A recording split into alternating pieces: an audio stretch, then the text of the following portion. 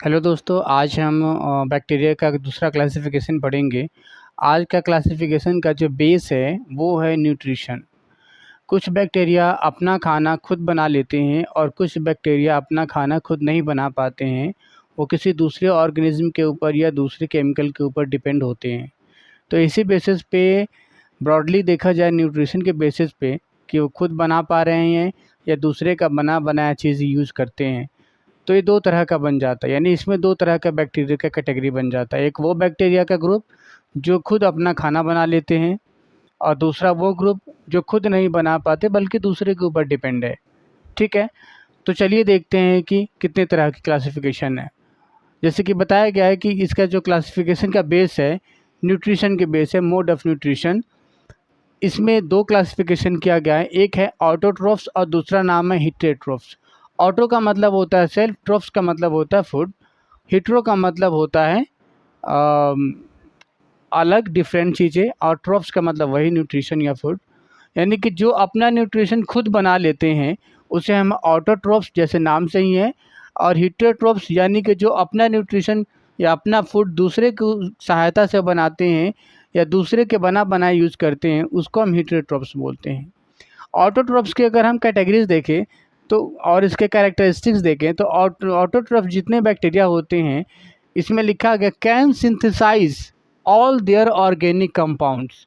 यानी कि एक इस तरह के बैक्टीरिया होते हैं ऑटोट्रोफ्स वाले जो अपना जो फूड है जितने भी ऑर्गेनिक कंपाउंड जो इसकी ज़रूरत की चीज़ें होती है उन सभी खाना को, उन सभी ऑर्गेनिक कंपाउंड्स को ये सिंथेसाइज कर लेते हैं। ऑर्गेनिक कंपाउंड्स कहने का मतलब है इनका खाना, इनका न्यूट्रिशन।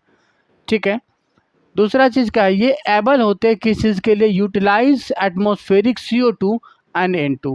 यानी कि ये इस तरह से इनके पास बॉडी में ऐसा मैकेनिज्म पाया जाता है कि जो एटमॉस्फेयर के अंदर पाया जाने वाला कार्बन डाइऑक्साइड गैस और नाइट्रोजन गैस, इन दोनों का ये यूटिलाइज़ कर लेते हैं और इन दोनों का यूटिलाइज़ करके अपने लिए अपना खाना बना लेते हैं। जितने भी एसेंशियल ऑर्गेनिक मटेरियल होती है वो बना पाते हैं। दूसरा क्या, तीसरी पॉइंट क्या है, कैपेबल ऑफ इंडिपेंडेंट एग्जिस्टेंस। यानी कि ये अपने में इतना सक्षम होते हैं कि ये अकेला कहीं पर भी रह सकते हैं, चाहे पानी में रहना हो चाहे ज़मीन में रहना हो। यानी कि कहीं पर भी अकेला सरवाइव कर सकते हैं। जो अपना खाना खुद बना पाते हैं वो कहीं पर भी अपना घर बसा सकते हैं, अपना तरीके से रह सकते हैं। इसकी क्लासिफिकेशन अगर हम देखें तो इसको फर्दर दो तरह के दो रूप में क्लासिफाई किया गया है। कुछ ऐसे ऑर्गेनिज्म हैं ऑटोट्रोफ्स में ही जो सनलाइट का इस्तेमाल करके अपना खाना बनाते हैं, और कुछ ऐसे बैक्टीरिया हैं जो सनलाइट का इस्तेमाल नहीं करते बल्कि जो केमिकल कंपाउंड होता है उस रिएक्शन से होने वाला जो एनर्जी रिलीज होती है उसका इस्तेमाल करते हैं, यानी केमिकल रिएक्शन का इस्तेमाल करते हैं। तो ये ऑटोट्रोफ्स दो तरह के बन जाते हैं, एक होता है फोटो ऑटोट्रोफ्स और दूसरा होता है कीमोट्रोफ्स। फोटोट्रोफ्स का मतलब है डिराइव एनर्जी फ्रॉम सनलाइट, यानी वो सारी बैक्टीरिया जो सनलाइट की मदद से अपनी एनर्जी बनाते हैं या अपना फूड बनाते हैं उसको हम क्या बोलते हैं, फोटोट्रोफ्स। और कीमोट्रोफ्स जो अपने लिए फूड, अपने लिए न्यूट्रिशन, अपने लिए जो ऑर्गेनिक मटेरियल है उसका इस्तेमाल या उसकी जो उसे बनाते हैं वो केमिकल रिएक्शन से अपना बनाते हैं। Derive energy from chemical reaction, उससे जितना एनर्जी चाहिए दैट मीन्स जो न्यूट्रिशन चाहिए वो केमिकल रिएक्शन से प्राप्त करते हैं, तो इसको हम कीमोट्रोफ्स बोलते हैं। अब दूसरी कैटेगरी थी हिटेरोट्रोफ्स। हिटेरोट्रोफ्स कहने का मतलब है कि जो अपना खाना खुद नहीं बना पाते। अगर हम इसके कुछ कैरेक्टरिस्टिक्स देखें तो इसमें पहला ही पॉइंट लिखा हुआ unable to synthesise their own metabolites. यानी कि इसको जो भी अपनी ज़रूरत की मेटाबोलाइट्स चाहिए होती है ज़िंदा रहने के लिए, जो भी एसेंशियल मेटाबोलाइट्स इसको चाहिए होती है जो इसके मेटाबॉलिज्म में हेल्प करे या फूड के प्रोडक्शन में, न्यूट्रिशन के प्रोडक्शन में जो मेटाबोलाइट्स हेल्प करता है, दैट मीन्स मेटाबॉलिज्म होने के लिए जो मेटाबोलाइट्स चाहिए होती है ये बना पाने में सक्षम नहीं होते हैं and depend of pre formed organic material. और जब ये सक्षम नहीं होते तो दूसरे जो बना बनाया पहले से होता है, प्री फॉर्म्ड है जो ऑर्गेनिक मटेरियल पहले से जो बना बनाया है ये उसके ऊपर टोटली डिपेंड होते हैं। यानी जब ये खुद नहीं बना पाते तो दूसरे के ऊपर डिपेंड रहते हैं। ठीक है, unable to grow with CO2, यानी कि जैसे कि ऑटोट्रॉफ्स में क्या था, ये जो एटमॉस्फेरिक CO2 और नाइट्रोजन है उसका वो लोग यूटिलाइज करते थे, लेकिन हेटेरोट्रॉफ्स के पास ऐसा कोई मैकेनिज्म नहीं होता कि एटमॉस्फेरिक CO2 या नाइट्रोजन को ये यूटिलाइज कर पाइए। ठीक है, अगर इसके हम टाइप्स देखें हेटेरोट्रॉफ्स के, तो हेटेरोट्रॉफ्स के मेनली 3 टाइप्स होते हैं, यानी ये मेनली 3 प्रकार के पाए जाते हैं। पहला है सैप्रोफाइटिक, दूसरा है पैरासिटिक, तीसरा है सिम्बायोटिक। सैप्रोफाइटिक का मतलब होता है कि ग्रो ऑन डेड मैटर, यानी कि ऐसा बैक्टीरिया जो डेड मैटर के ऊपर ग्रो करता है। इसका मतलब क्या है, यानी कि जो भी ऑर्गेनिक मटेरियल, जो भी कोई लिविंग मटेरियल या नॉन लिविंग मटेरियल जब वो डेड कर जाता है या फिर डेड किया हुआ पार्ट्स है, तो जब वो सड़ता है, गलता है, डिग्रेड होता है, तो उस डेड मटेरियल, दैट मीन्स जब डेड मटेरियल जब टूटता है, सड़ल गलन होती है, तो उससे जो भी एनर्जी पैदा होती है उस एनर्जी को ये ऑब्जॉर्व कर लेते हैं।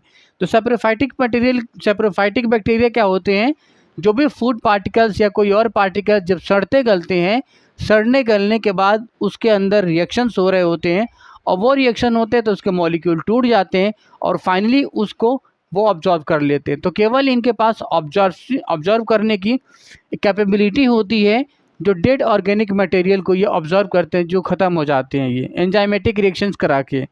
ठीक है, तो ये किसके ऊपर ग्रो करते हैं, डेड ऑर्गेनिक मैटर या डेड मैटर के ऊपर। दूसरा होता है पैरासिटिक। पैरासिटिक कहने का मतलब है जो अपना फूड दूसरे के ऊपर या दूसरे के अंदर रह के ले, क्योंकि अपने पास तो कोई ऐसा मैकेनिज्म नहीं है, अपने पास ऐसा कोई मैकेनिज्म नहीं है जो मेटाबोलाइट्स को बना पाए। जब मेटाबोलाइट्स ही नहीं रहेगा तो मेटाबॉलिज्म कहाँ से होगा।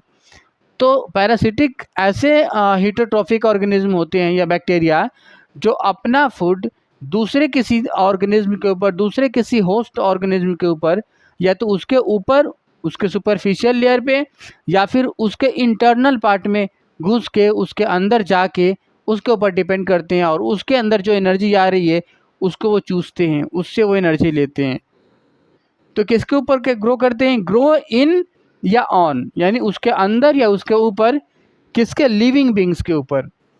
जैसे कि हमारे सर के अंदर पाए जाने वाले जुए, जानवरों के चेहरे, बॉडी के ऊपर, स्किन के ऊपर पाए जाने वाले जुए, हमारे इंटेस्टाइन के अंदर पाया जाने वाला बेनिफिशियल बैक्टीरिया, ये सारे के सारे क्या है, हेटेरोट्रॉफिक बैक्टीरिया है ये। ठीक है, फिर अब आ जाता है सिम्बायोटिक। सिम्बायोटिक कहने का मतलब होता है कि एक ऐसा बैक्टीरिया जो दोनों के लिए बेनिफिशियल हो, यानी कि वो अपना खाना नहीं बना पा रहा हो, लेकिन कुछ ऐसा चीज़ वो बनाता हो कि जिसके ऊपर डिपेंड हो के वो रह रहा हो, उसके लिए फ़ायदेमंद हो, और फिर जिसके पास वो रह रहा है उसके बनाई हुई एनर्जी को वो इस्तेमाल करता हो, तो उसको हम सिम्बायोटिक कहते हैं। इसका बेस्ट एग्जांपल है हमारे पेट के अंदर पाया जाने वाला बैक्टीरिया।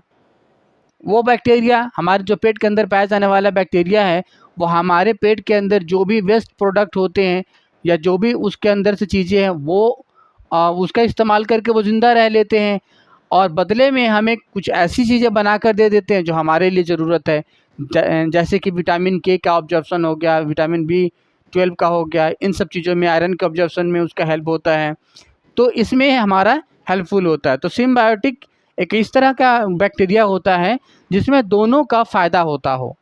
ठीक है, यानी नुकसान किसी का नहीं होता। कह रहे हैं when two living organism live together, यानी कि दो ऑर्गेनिज्म जब एक साथ रहते हैं सिम्बायोटिक एसोसिएशन में, यानी कि एक का भी फ़ायदा हो रहा है दूसरे के रहने से, या दूसरे का फ़ायदा हो रहा है पहले वाले के रहने से, तो हम उसको बोलते हैं सिम्बायोटिक एसोसिएशन। लेकिन वहीं पे अगर हम पैरासिटिक की बात करें तो एक का तो फ़ायदा होता है, दूसरे का नुकसान। जैसे कि हमारे सर के ऊपर लगने वाले जुए हैं, उससे क्या होता है, हमारा तो नुकसान होता है, लेकिन उस जुए का फ़ायदा होता है, क्योंकि वो जुए हमारे खून चूसते हैं, और हमारा क्या होता है, उससे कोई फ़ायदा नहीं होता, तो पैरासिटिक है।